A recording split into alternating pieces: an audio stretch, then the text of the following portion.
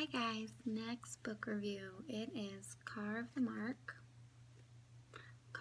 sorry there's a glare, by Veronica Roth. If you don't recognize this author, then you probably recognize her by her previous work, which was the Divergent series, which was a really popular series.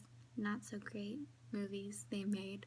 I don't think they even made the last one since it didn't do so well, the others. I know I don't think I even made it through the last one that came out. That Shailene Woodley girl, not a fan. She's not a great actor. And I even kind of struggled with the books, like the last one. She just really started to bother me. She was not my favorite heroine. Anyway, back to her new book. It's going to be a duology, which I didn't know was a term. I don't even know if it is one, but that's what they're calling it, a duology. So there'll be 2 books, which I kind of like because sometimes by the 3rd book you feel like they're just kind of stretching it out to make some money, and that annoys me. That's definitely how I felt about Divergent, so maybe she learned her lesson and she's just going with 2 books for this one. So this book came out in January, and I've had my name on the wait list for like what seems like forever in my library, and I finally just got it, and I kid you not, there was like 80 people ahead of me. I was really slow in getting it on there. I should have been faster, but this series is quite different than her previous work. It's definitely young adult still, but it's sci-fi, not dystopia. I read that they said friends of Star Wars would like it, but I'm just not seeing that. It definitely has more teenage angst in it than Star Wars. Well, maybe I take that back. Anakin, yeah, he had a lot of angst, so maybe not. So I've been really struggling with like authors and their character names lately, and cities and places. Like, I have no idea how to pronounce them, and that was kind of the case with this one as well. So I just kind of make it up in my head, and then when I get to it again, I just breeze over it. At least I know who they're talking about. So in this case, there's a girl and a boy. The girl's name, I believe, would be Kyra, C-Y-R-A, and the guy's name is Akos, A-K-O-S, which was really confusing for me because my last series I just read his name, the main character's boy's name was Eros, E-R-O-S. So I had Akos and Eros in my mind, and I was struggling to keep them straight. But this guy, Akos. So if you hear this review and think that it might seem strikingly similar to the book I just reviewed, then you're probably correct, because it is similar in some ways, but this one is definitely much more in-depth and longer and has some elements to it that are different. So our main girl, Kyra, her brother is the tyrant ruler of his nation, which is called Shodit, and she and other people have current gifts, and her gift is that she can control, well, she can't control, but she has uncontrollable powers that give other people pain, basically. So just by the touch of other people, she can have them feel pain and even cause them to die.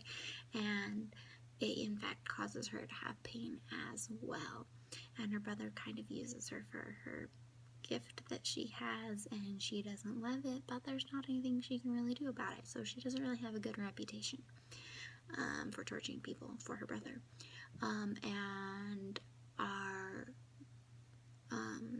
male main character, Akos, he's from a different nation, which I'm not even going to try to pronounce because I don't know how to pronounce it, but it's on the same planet as the other nation, Shodit, and his nation is more of a peaceful nation, and his mom is one of the 3 oracles on their planet, so she has visions of the future, and despite her visions, she isn't always able to control things that are happening, and in this case, her son, Akos, and his older brother are captured by Shodit soldiers, and taken to their nation of Shodit, and Some of the families are fated, and in this case, both of these families have fated fates, and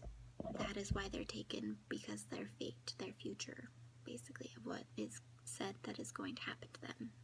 That's what we mean by fate. So because of what they're supposed to do with their lives, or what's supposed to happen in their lives, that's why they were taken. And they didn't know what their fate was until they got there and was told what it was, because it was kept under lock and key, and then their fates were exposed. So Akos also has a current gift, and because of his current gift, that is why he's thrust into our main girl Kyra's life. I won't tell you what his gift is. You can figure it out when you read it. And meanwhile, while he's getting to know Kyra and helping her with some things, Akos just really wants to be able to escape and rescue his brother and hopefully make it home to see what's left of his family. And his brother is being used by Kyra's older brother, who's the leader of their nation, for what his current gift is. And so yeah, Akos, see, struggling. Akos has kind of worked together with what is believed Shodet's cruelest and best torturer, Kyra, to helpfully rescue his brother. However, in the process, he kind of finds out that Kyra's not everything people have made her out to be, and that there is definitely more to see. One of the things I really liked about this book was that we got a glimpse of the main characters when they were a little bit younger, so it kind of time hops into the future, the future kind of far back in time, and then we time hop forward and learn a little bit about what their life was like when they were younger, and it definitely helped with understanding Kyra and the way she is, and why she makes some of the choices she does. And with Akos, it helped us kind of see how he grew as a person, especially without having his older brother in the future to kind of help him, because when he was younger, he definitely leaned on him. So it really made us see some good character development, and you understood him a little better. So I'm really looking forward to the second book. I feel like they probably could have just made it one story. However, there was kind of a twist at the end, and if they would have taken that out, they probably could have just wrapped it all up, but they didn't, which I'm kind of happy about, because I did enjoy these characters, and I'm excited to read about them some more in another book.